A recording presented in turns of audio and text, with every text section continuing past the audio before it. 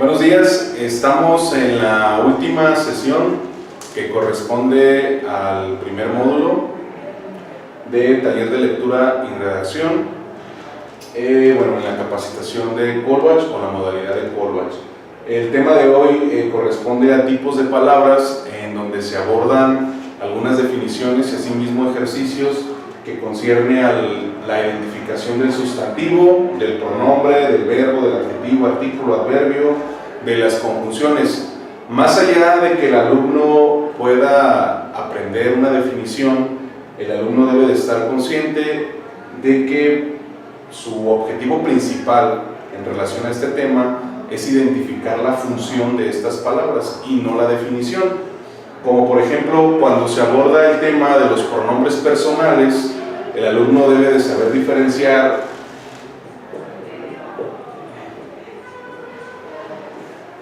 entre el pronombre personal en tercera persona, que es él, y el artículo masculino, que es él. Aunque su fonética es exactamente la misma, por la presencia de la tilde sabemos que estas palabras corresponden a distintas clasificaciones.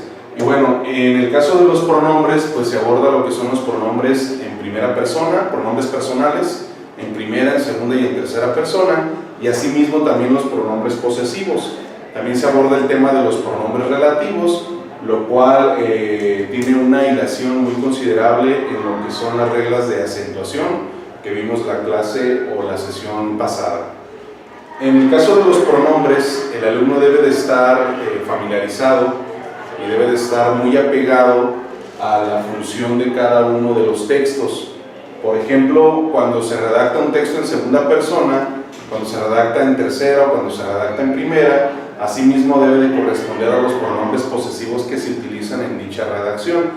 Yo les había sugerido en algún momento el poema que se llama Los versos más tristes de Pablo Neruda, el cual está escrito en primera persona y es una herramienta muy sencilla de una cuartilla, que es su extensión, en el que el alumno puede ejercitar la transformación de ese texto a segunda y a tercera persona, obviamente teniendo como un respaldo el tema de los pronombres personales. Con la primera, con los primeros ejercicios que iniciamos, o la primera información, es la diferencia entre la frase y la oración, lo cual corresponde a una hilación a lo que es el verbo, y bueno, más adelante hablaremos del adjetivo y hablaremos también del sustantivo. Bien, en número 1 tenemos diferencia entre una frase y una oración. Tenemos la definición de frase y tenemos la definición de oración.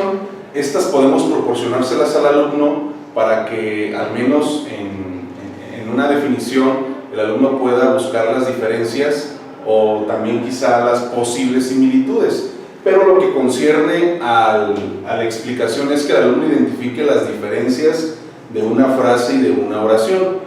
Probablemente en una frase haya un sustantivo y en una oración también haya un sustantivo, pero lo que difiere una de otra es que una carece de verbo y la otra no. Por ejemplo, en la segunda definición que tenemos aquí, en la parte inferior, dice que la frase también se conoce a la frase como la oración sin verbo.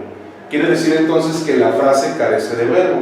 En cambio, en la oración, en la definición en la parte inferior, nos dice, se trata de una unidad de sentido que expresa una coherencia gramatical completa. Y cuando hablamos de una coherencia gramatical completa, estamos abordando que hay un sustantivo, hay un adjetivo y asimismo existe un verbo. En la siguiente presentación veríamos entonces algunos ejercicios muy claros para poder diferenciar entre la frase y la oración. Por ejemplo, en la primera donde dice el cielo azul en este frío noviembre. Si yo le pregunto al alumno si esta expresión es una frase o es una oración, el alumno debe de identificar primeramente si está ausente de verbo o hay un verbo presente para poder, podríamos decir, categorizarla. Entonces, el cielo azul en este frío noviembre, pues no hay un verbo el cual pudiésemos considerarlo para decir entonces que es una oración. Probablemente los alumnos tengan la impresión, como un conocimiento previo al tema, que los verbos conciernen a actividades o a, podríamos decir, sí, actividades o a conductas en el que se plasma correr, brincar, saltar, beber, escribir, leer, etc. Pero tenemos algunos verbos relativos o los verbos auxiliares en el español, que es el verbo ser, el verbo haber y el verbo estar. No tiene nada que ver con el inglés. Por ejemplo, si yo añadiera el cielo es azul, mi verbo sería es, porque es un verbo auxiliar dentro del español. Entonces corresponde a una oración. Aquí no tenemos ningún verbo, entonces esta expresión, el cielo azul en este frío noviembre, corresponde a una frase. La casa es de papel. Si tratamos de identificar una actividad que hace la casa, la cual corresponde a mi sustantivo, pues la casa no brinca, no corre, no baila, no llora, no ríe, etc. Lo que hace la casa no está plasmado explícitamente, pero tenemos un verbo auxiliar que es el verbo ser. Entonces, la casa es de papel, nos dice entonces que la segunda expresión corresponde a una oración y no corresponde a una frase. En la número 3, Jorge corre hacia su casa. Pues es muy evidente identificar el verbo que es correr, entonces diríamos que es una oración. Sus mejillas empapadas por sus cristalinas lágrimas. La siguiente expresión, que es la cuarta, no puede ser una oración porque carece de verbo. Sus mejillas empapadas por sus cristalinas lágrimas sería entonces una frase. Por muy amplia o corta que esté, esto no debe de ser un criterio para que el alumno clasifique las frases o las oraciones. El criterio objetivo o el criterio principal es que haya o no un verbo. Sé como él, tenemos el verbo ser. Sé como él corresponde a una oración. La oscuridad está sobre aquella ciudad. La oscuridad está, tenemos el verbo, entonces corresponde a una oración. Estoy en la casa de mis padres. Estar corresponde a un verbo. Coloreando todos los dibujos. Coloreando todos los dibujos es una oración, corresponde a un verbo. Y por último, en invierno y todas las estaciones del año. En invierno y todas las estaciones del año no hay un verbo que podamos identificar, entonces la clasificación de la última expresión corresponde a una frase. Con esto damos entonces por entendido que la diferencia entre una frase y una oración es la presencia o la ausencia del verbo. Y más allá de que el alumno aprenda o memorice una definición de frase u oración, lo más recomendable sería enseñarlo a identificar este tipo de expresiones por medio del conocimiento que se tiene de la clase de palabras. O sea, hace que el alumno debe de saber que es un verbo para poder realizar esta clase de ejercicios. El sustantivo y el predicado, que son dos temas o dos conceptos muy familiares para ustedes, tenemos una definición o una posible definición que le podemos compartir al alumno. Y bueno, en términos prácticos, el alumno debe de saber que un sustantivo, ¿sí?, es una cosa, lo vamos a definir así, es una cosa ya sea que se haga presente en la realidad o en la abstracción. Si yo hablo, por ejemplo, de mesa, mesa es un sustantivo, ¿sí? Es una clase de palabras, dice, que puede funcionar como sujeto de una oración y que designa o identifica a un ser animado o inanimado. Por ejemplo, la mesa sería un ser inanimado. Si yo pongo gato, perro, caballo, vaca, etc., podría ser también un sustantivo que sería un ser animado. Existen sustantivos propios y existen sustantivos comunes. Por ejemplo, mesa sería un sustantivo común. Un sustantivo propio pudiese ser el nombre de una persona, el nombre de un país, el nombre de una ciudad o alguna abreviación que corresponda a una organización. Por ejemplo, hablar la ONU, ¿sí?, Organización de las Naciones Unidas, en vez de plasmarlo, esa abreviación corresponde entonces a un sustantivo propio, para que el alumno lo identifique de tal forma. Predicado, yo les hago la sugerencia en ocasiones a los alumnos que el predicado es todo lo que sobra de la oración. Y más allá de que el alumno lo considere como un sobrante, un residuo en la expresión o en la redacción, debe identificar primero el sustantivo para que de ahí parta el análisis y él pueda, digámoslo, identificar qué es el predicado. Parte de la oración gramatical en la que se dice o se predica algo del sujeto, formado por un verbo que es el núcleo y complemento. Quiere decir que el predicado es todo lo que se dice del verbo, ¿sí? Si yo añadiese, por ejemplo, la escuela está por la avenida Circunvalación, la escuela sería mi sustantivo, ¿sí? Y todo lo demás, todo lo que hace una descripción de mi sustantivo, corresponde al predicado. Obviamente, el alumno debe de saber, por medio de una explicación que el docente le dé, ¿sí?, que en el predicado pueden haber este tipo de palabras, como un verbo, por ejemplo, lo cual ahorita más adelante veremos algunas diferencias entre el verbo, el adjetivo y el sustantivo, lo cual, por medio de la comprensión de la lectura, la palabra puede clasificarse en distintas, podríamos decir, distintos rubros o distintos grupos.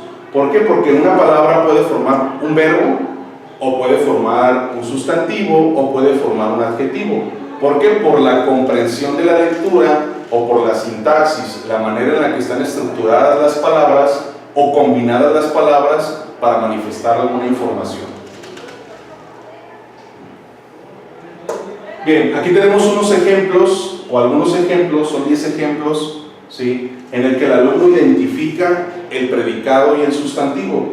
En el ejemplo número 1, anteriormente dijimos que el sustantivo puede ser un ser animado o inanimado. Él es un pronombre personal en tercera persona. Quiere decir entonces que formaría parte de mi sustantivo y todo lo restante formaría parte de mi predicado. Y si se dan cuenta, esta lógica se repite en los 10 ejemplos. Identificamos el sustantivo, cocina, tenemos el complemento que sería el predicado, helicóptero, que es un sustantivo, y así sucesivamente. Por ejemplo, en el número 8, en el número 9 y en el número 10, asimismo en el número 6, ¿sí?, tenemos sustantivos propios. ¿Por qué? Pues bueno, porque son nombres de personas. Mesa, jefe, helicóptero, cocina, son sustantivos comunes, porque no son, por ejemplo, nombres de personas, nombres de ciudades y demás, ¿sí?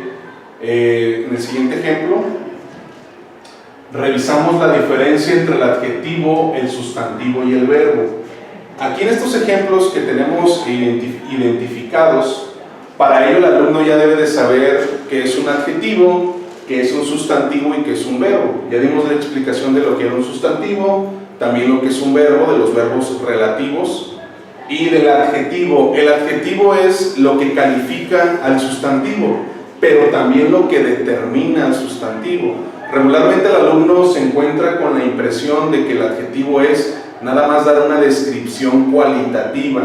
¿A qué nos referimos con una descripción cualitativa? Si yo digo el aula cálida, cálida es una descripción cualitativa, entonces cálida sería un adjetivo. ¿Pero a qué nos referimos cuando manifestamos o compartimos que existen adjetivos determinativos? Cuando son determinativos quiere decir que son cuantitativos, y si son cuantitativos se cuentan. Si yo en una expresión añadiese y dijera lo siguiente: estoy en la segunda fila, ¿cuál sería ahí mi adjetivo? Pues bueno, no decimos que la fila es grande, que la fila es cualquier otra característica cualitativa, estamos haciendo mención de una característica cuantitativa, y mi expresión ahí sería segunda. Quiero un cuarto de carne. Por ejemplo, yo pudiese haber dicho quiero carne fresca. El adjetivo de carne sería entonces fresca, porque es un adjetivo cualitativo. Pero si yo menciono quiero un cuarto de carne, un cuarto sería un adjetivo determinativo, porque está manifestando, detonando cantidad. Entonces el alumno para ello debe de tener ese conocimiento previo y saber identificar entre los adjetivos determinativos, los adjetivos cualitativos, lo que es el sustantivo, que ya lo abordamos en la presentación anterior, entre la diferencia del predicado y este que mencionamos, y asimismo el verbo. En las primeras dos redacciones, si se dan cuenta, la palabra pobre se repite y asimismo se maneja la misma didáctica en todas las expresiones. Las siguientes dos, o el siguiente grupo de dos expresiones, la palabra valiente se vuelve a repetir, la palabra pequeño, la palabra camino y la palabra escrito. Pero no por ello al existir esta palabra, corresponde a la misma clasificación. Por ejemplo, el pobre hombre. Aquí la palabra pobre corresponde a un adjetivo, ¿sí? Porque estamos hablando de una descripción del sustantivo. Hombre sería un sustantivo, él pues sería un artículo masculino y pobre sería un adjetivo, ¿sí? Porque está calificando al sustantivo, el pobre hombre. Aunque tenemos primero el adjetivo antes que el sustantivo, no cambia, podemos decir, la clasificación de estos conceptos. En la segunda expresión, pobre vuelve a repetirse, pero no tiene la misma clasificación. Un pobre más en el hostal. ¿Qué quiere decir con esto? Que pobre es un sustantivo. En cambio, en la primera expresión era un adjetivo. ¿Y esto el alumno cómo lo identifica? Pues por medio de la comprensión lectora. Que no comience a memorizar palabras que forman parte de sustantivos, de adjetivos y de verbos. Eso sería un error, lo cual pudiese complicar al momento de responder ciertas interrogantes que se planteen en una evaluación. Entonces aquí el alumno identifica que pobre es un adjetivo y en la siguiente pobre sería un sustantivo.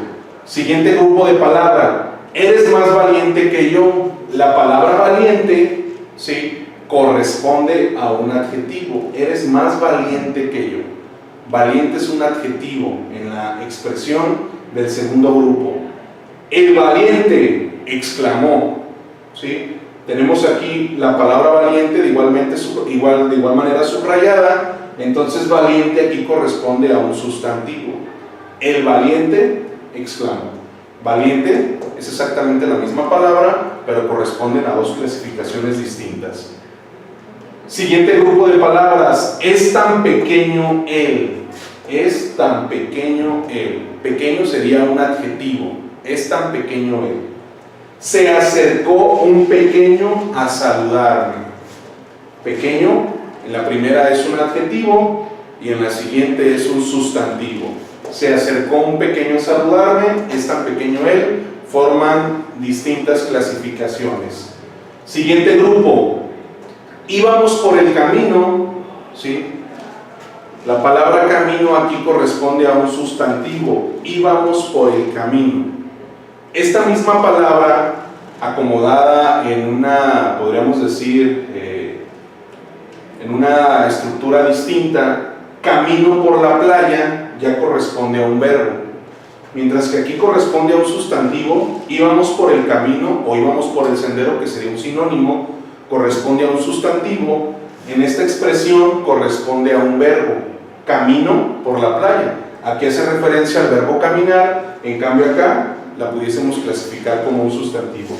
¿A qué queremos llegar con esta explicación? A que el alumno, más allá de saber la definición de estos conceptos, al momento de leer, debe de comprender lo que él está leyendo, ¿sí?